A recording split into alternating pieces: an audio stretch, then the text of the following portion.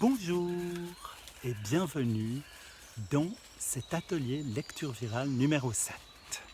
Alors, je vais essayer de lire aussi vite que possible, mais aussi lentement que nécessaire, le chapitre 7. L'attaque. Attention, il riposte. Lougri n'eut que le temps de se mettre à l'abri du grand bouclier d'osier que tenait un homme du village.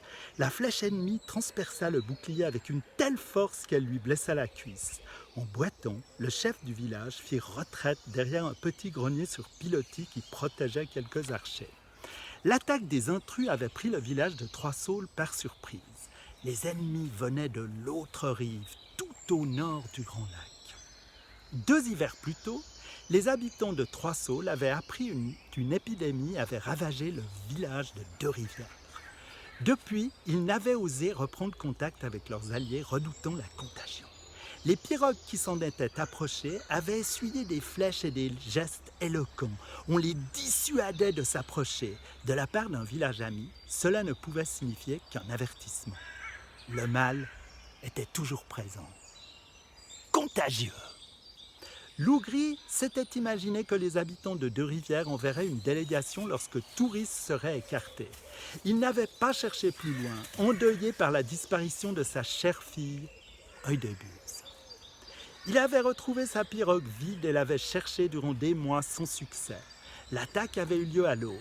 Profitant d'un bond de brume, les assaillants avaient lancé une pluie de flèches sur les premières maisons où s'affairaient déjà quelques habitants, entre meulagrin et filets de pêche. Les flèches avaient tué une femme et un enfant. L'alerte donnée, tous les villageois étaient sortis sur la plage, protégés par des boucliers d'osier qui n'avaient plus servi depuis longtemps.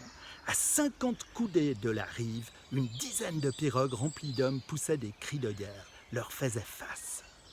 Leur chef était un géant aux cheveux clairs, ramené par un serre-tête de cuir orné de perles de couleur. Tiens.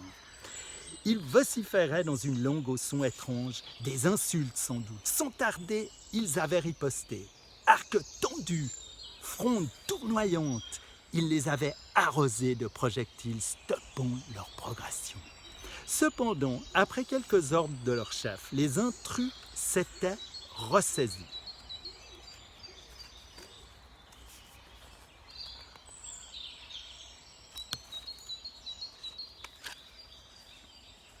Lougri n'avait plus connu de bataille depuis une expédition du peuple des Petits Lacs, venu d'au-delà des montagnes du Nord. Affamés par la sécheresse, ils étaient arrivés là pour piller. Les hommes des Trois-Saules en avaient tué un grand nombre et avaient adopté leurs blessés comme c'était la coutume. Mais ces hommes-là, qui brandissaient de terribles haches, étaient d'une autre trempe, de celle des guerriers. Ils venaient pour conquérir leur village, leur terre, et capturer leurs femmes. Soudain, le chef vit clair sur ce qui avait dû se passer à Deux-Rivières. Il jeta un œil aux assaillants qui redoublaient d'ardeur malgré les projectiles. Fallait-il fuir ou engager le combat?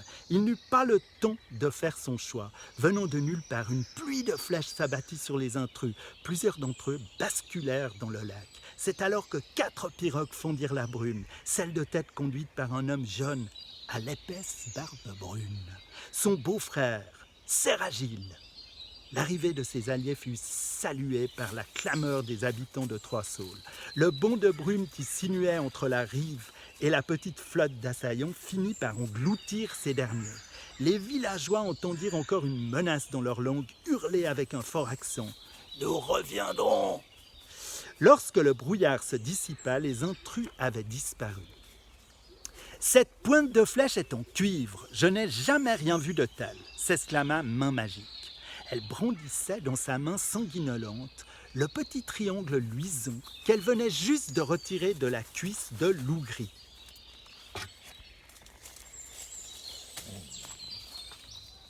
Ce dernier avait bu une pleine jarre de bière d'orge pour s'étourdir et n'avait ainsi pas bronché pendant l'opération. « Tu remarcheras, jeune chef, lui lança-t-elle affectueusement, tout en commençant à recoudre la plaie à l'aide d'une fine aiguille d'os.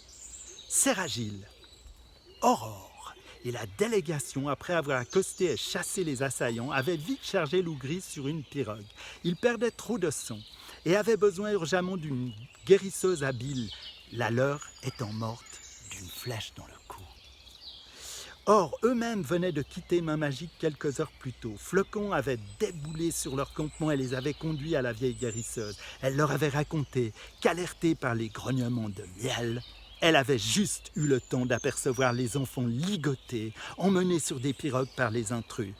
Rongée d'inquiétude pour son fils et sa fille, Serragile, accompagné de 2 chasseurs, s'était lancé à leur poursuite sur le lac.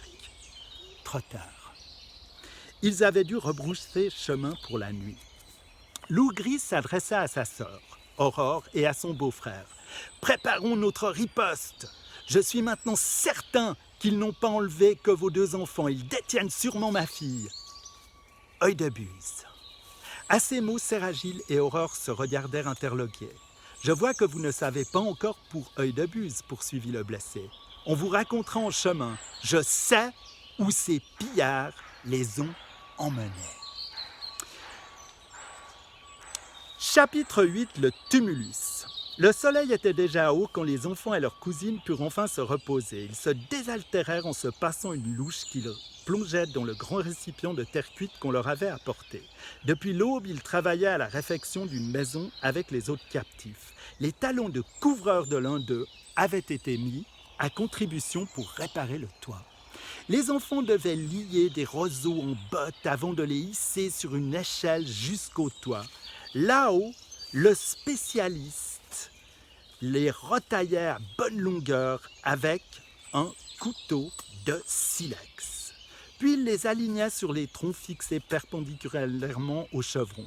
Il vérifiait que les bottes de roseaux se recouvraient suffisamment pour assurer l'étanchéité du toit. Cela était un rude travail qu'ils avaient effectué sans pause sous l'œil de 2 gardiennes à l'air revêche. À la reprise du travail, le tas de roseaux étant terminé, ils s'attendaient à devoir aller en couper d'autres dans la roselière et la perspective de se les coltiner ne les enchantait guère. « On va les porter sur nos épaules » demanda Plume Noire à sa cousine. « Non, regardez par ici et attendez, vous n'avez pas encore tout vu des surprises que nous apportent ces étrangers. »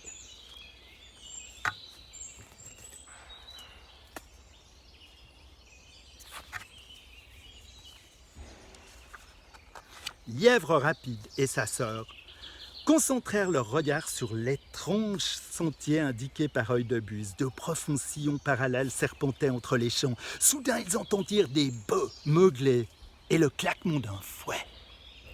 Ils virent un incroyable prodige. 2 bêtes trapues, beaucoup plus massives que celles qu'ils avaient vues jusqu'alors, tiraient une sorte de travois. Ce traîneau, fait de 2 piquets croisés, était chargé de roseaux. Rouffard guidait les animaux de son fouet. Leur cou était relié par une pièce de bois fixée à une corde que tenait Ouros. Mais le plus extraordinaire, c'était que ce travois était monté sur 2 cercles de bois, reliés par une grosse branche droite et qui tournaient en avançant. Ils appellent ça des roues, précisa Œil de Buse devant leur mine ébahie. Je pense que leur expédition s'est mal passée, lança Œil de Buse qui, juché sur le toit, commandait telle la scène qu'elle voyait au loin sur la plage. Loffegir a l'air très contrarié. Les hommes de l'expédition vers Trois-Saules venaient de débarquer, les enfants et leurs cousines entendaient des hurlements et des pleurs que recouvraient à peine les cris belliqueux des guerriers brandissant arcs et haches. Le travail fut interrompu et les captifs furent conduits sur la plage. Plusieurs hommes blessés par des flèches étaient entourés par leurs familles, tandis qu'une vieille femme examinait leurs blessures. 2 corps sans vie furent extraits des pirogues et exposés sur la plage. Femmes et enfants se ruèrent vers leurs morts, les embrassant et les serrant contre eux.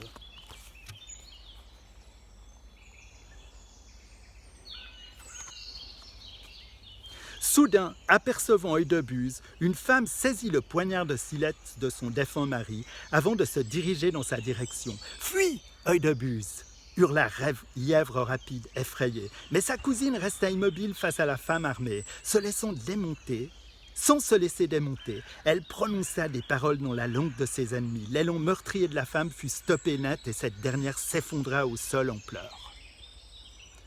« Que lui as-tu dit » demanda Lièvre Rapide, peinant à reprendre son souffle. « que ce n'est pas ainsi que je voyais les femmes de son peuple, que je les croyais plus fortes et plus dignes dans la douleur que de s'attaquer à une captive sans défense. Le char funéraire s'arrêta devant l'entrée du gros monticule de terre construit récemment à l'orée de la forêt. Tout autour, les villageois étaient rassemblés.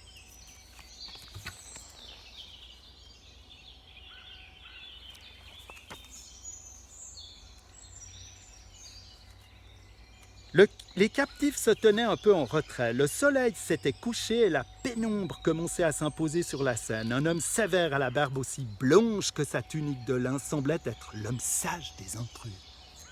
Il s'enfonça sous terre par un couloir bordé de grandes dalles de pierre plate qui ressortaient de terre comme les antennes d'un lucane cerf-volant. Gros insectes noirs porteurs de cornes. Derrière lui, une dizaine d'hommes formaient une chaîne en se passant les deux corps revêtus de leurs plus belles parures, armés de leurs plus belles haches et de leurs arcs et poignards. Leurs femmes faisaient passer des récipients remplis de nourriture, ainsi que ces fameux gobelets décorés moussants de bière fraîchement versée.